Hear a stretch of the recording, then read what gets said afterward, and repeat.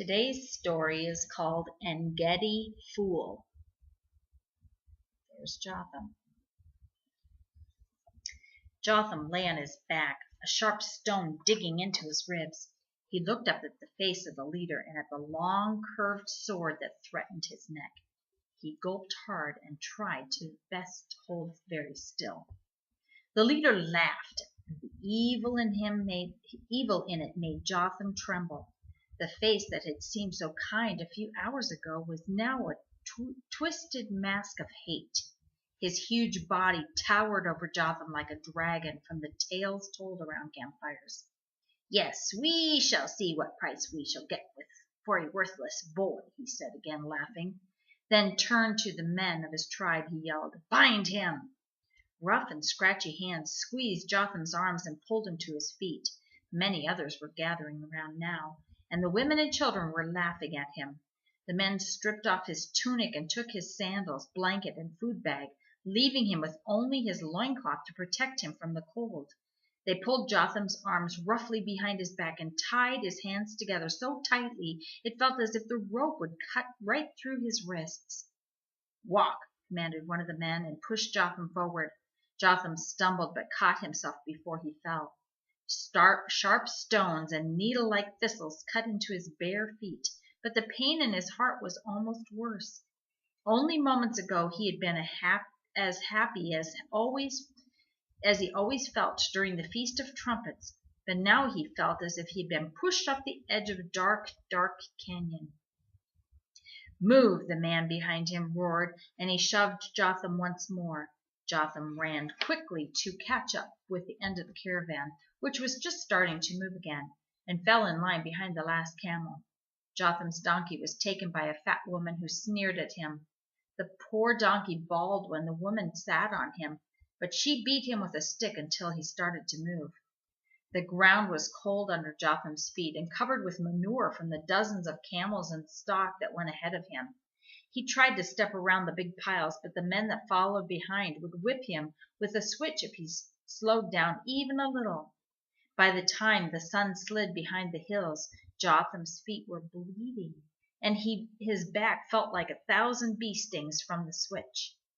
Finally, the caravan gathered in a field to the side of the road. Jotham was tied to an olive tree nearby.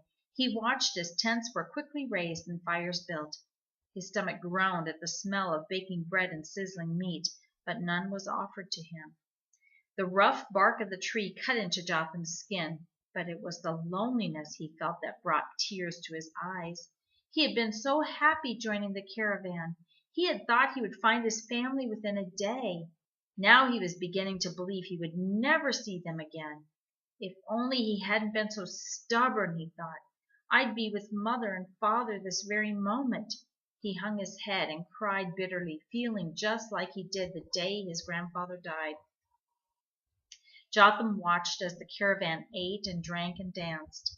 He was so hungry he thought he would probably eat a whole camel all by himself. But then a boy that was just a little older than Jotham reached for a piece of sizzling meat that sat in front of the leader of the caravan. Moving as fast as a lion, the leader drew his sword from his belt and cut off the boy's fingers just before they touched the meat. The boy grabbed his bleeding hand and fell back into the laps of some women. The leader put his face right up to the boy and said, "When I was 12 years old, I'd killed my father and 3 of his wives because he would only feed me on Tuesdays and Thursdays. But don't ever try to take food from me again." There was a moment of shocked silence. Then the leader sat back and all the people began eating and drinking and dancing again. Suddenly, the sting of a switch crossed Jotham's legs. "Get up," the man said. The man with the switch ordered. Not wanting to feel that sting again, Jotham stood to his feet as fast as he could slide up the tree trunk. The man untied Jotham's rope from the tree, then dragged him over to the largest of the tents. Maybe they're going to feed me, Jotham thought. Instead, the man shoved Jotham over in front of the caravan leader. Jotham began trembling as he eyed the blood on the leader's sword. "Look at me," the leader commanded. Jotham raised his head. "Open your mouth," Jotham complied. The leader took him over for a moment and The leader looked him over for a moment, then turned to the other man. "Take no less than 300 shekels," he said, "and don't try to cheat me." Then he turned back to the eating and drinking. Without a word, the man jerked the rope and pulled Jotham to his feet, then dragged him along behind. He mounted a donkey and started down the road, Jotham trailing on foot like a goat. Jotham's insides shivered in terror. Where are you taking me?" Jotham asked. The man kicked Jotham in the chest, knocking him to the ground. "Be quiet, boy, or I'll roast you for my dinner." The rope went tight, and Jotham was dragged through the rocks and thistles of the road until he scrambled to his feet. Now his knees and elbows were bleeding, and they stung like the worst of his father's spankings. It seemed like hours later that they came over the top of a hill and saw a city below them. It had walls that were taller than the tops of trees, and it sat on the edge of the cliff overlooking a plain. In the bright moonlight, Jotham saw a huge lake that began at the edge of the plain and went clear over the horizon. The salt sea, Jotham guessed, the sea of death. The city itself was all lit up, with a lamp in almost every window, and firelight glowing from inside the walls. Music drifted up from the city, and Jotham knew he could very much enjoy this place if it weren't for being tied up and led around like a camel. Jotham felt a tug on the rope and began following the man down the road to the city gate. Guards stopped them there, guards that stood atop the walls and held long spears in their hands. "Halt!" one of them yelled. "What business have you in En-Gedi?" "I come to sell some merchandise," the man yelled back. "A fine young boy who will make an excellent slave." A slave? Jotham gasped himself.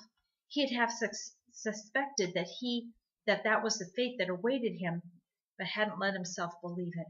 Suddenly he found himself yelling to the guard from the tower, "Please, sir, help me. This man has—" Jotham's head exploded with a slap from the back of the captor's hand. The guard only laughed. "Very well, then," he yelled down. "Enter the dung gate and take your business to the court of elders." They moved forward again, passing huge piles of manure that smelled so bad Jotham had held his breath. They entered the city through the creaky wooden door which opened in the larger gate. Once inside, Jotham was amazed at all the sights and sounds. He had only been to cities on 2 other occasions, and was now overwhelmed as much by what he had saw as being a prisoner. Before he had time to wonder why women let scarlet scarves hang from their windows and where the lively music was coming from, they entered a large courtyard in the center of the city. Here people danced and sat drinking and argued about silly things. As they pushed through the crowd, many eyes followed them. When they reached the center of the court, the man climbed on top of the wooden platform and pulled Jotham up next to him. "I have for sale a small boy," he yelled over the crowd. "His name is—" He turned to Jotham and whispered, "What's your name, boy?" Jotham set his jaw and didn't answer, but then felt a stab of pain as the man twisted Jotham's arm behind his back. "Jotham," he said finally, hatred in his voice. "Jotham of Jericho." The man turned back to the crowd. "His name is Jotham," he yelled. "A hard worker and a fine teller of tales. Who makes me an offer?" "I'll give you 20 shekels," a fat man with a bald head and red beard called out, laughing. The crowd laughed too, because they knew this was a small price. "Do not insult your humble servant," the man roared, referring to himself, "for this humble servant serves Decca of Megiddo." Jotham had no idea who Decca of Megiddo was, but the crowd must have because they all stopped laughing. "Decca," some of them gasped. "What's Decca doing around here?" Another one asked to no one in particular. "Forgive this fool," the fat man stuttered, "and honor me by accepting my bid of 100 shekels." A murmur rolled through the crowd, and another man yelled, "I'll bid 120," and so it went for several minutes until the bid seemed to stop at 380 shekels. Jotham watched all this in terror, trying to see each person who bid and what they might be like. He didn't like any of them, he decided, and was so scared he almost wet his loincloth. At that moment a new voice cut through the noise. "I bid 700 shekels," came the high-pitched squeal. The crowd gasped and turned to see who wanted this boy so badly. Jotham stretched his neck, trying to see who was about to become his new master. When what he finally saw as the crowd parted, was a skinny little man, his hands on his hips in defiance, dressed in rags and wearing a long, skinny hat that hung down to his waist. It was the hat Jotham knew of a fool, one who had been judged to be insane. The crowd laughed at the fool, but the 3 cartwheels he landed at the foot of the platform and repeated his offer. 700 shekels, he said again, blinking rapidly, and not a shekel more. And again the crowd laughed. Away with you, fool, the servant of Decca ordered, and let some sane men conduct their business. The fool shrieked and ran around in circles, holding the edges of his hat. Sane men! Sane men! Are you, sir, saying that the money of a fool is of no value? Be gone, I said, or I shall take your head to decorate Decca's tent. You'd take my head? The fool screeched, grabbing his ears. You'd take my head? If you take my head, I shan't have a thought to give you, he said, running in circles again. Then he grabbed a bystander by the shoulders and shouted in his face. He said he'd take my head. He said he'd take my head. How then would I see his awful face or speak the speech of men? The bystanders pushed the fool away. The servant of Decca drew his sword and dropped the rope that held Jotham. Yes, I shall take your head, he roared. I shall take it, and I shall feed it to the rats. At that, the fool shrieked once more, then ran over to the podium and threw himself across at the feet of the servant, his arms spread wide. Then be quick about it, he shouted, for I must get home to fly my kite. Decca's servant let out a roar that burst with anger. His eyes wide and his face snarled in a look of red hatred. He raised his broadsword high over the head and aimed for the fool's neck. But just as he brought the sword down with a whoosh, the fool jumped up, grabbed Jotham's rope, and gave it a mighty yank. Jotham flew forward off the platform and into the arms of the fool, just as the sword sliced into the wooden platform. But since his target was no longer there, the servant lost his balance and flew head first off the platform and into the dirt, screaming. The fool, with Jotham in his arms, ducked under the platform and came out the other side. He pushed through the crowd, who cheered as if he were a festival performance, then ran down a dark, narrow side street. Behind them, Jotham could hear Decca's servant screaming his threats, but the fool just kept running. As they approached the dung gate, the fool began yelling, "Leper! Leper!" and the guards quickly opened the door and jumped back.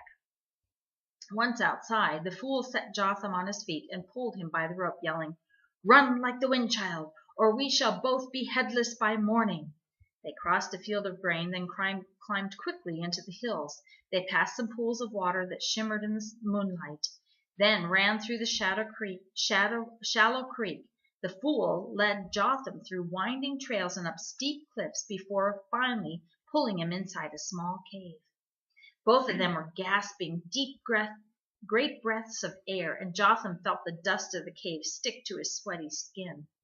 The fool swept the hat off his head, then quickly untied Jotham's hands.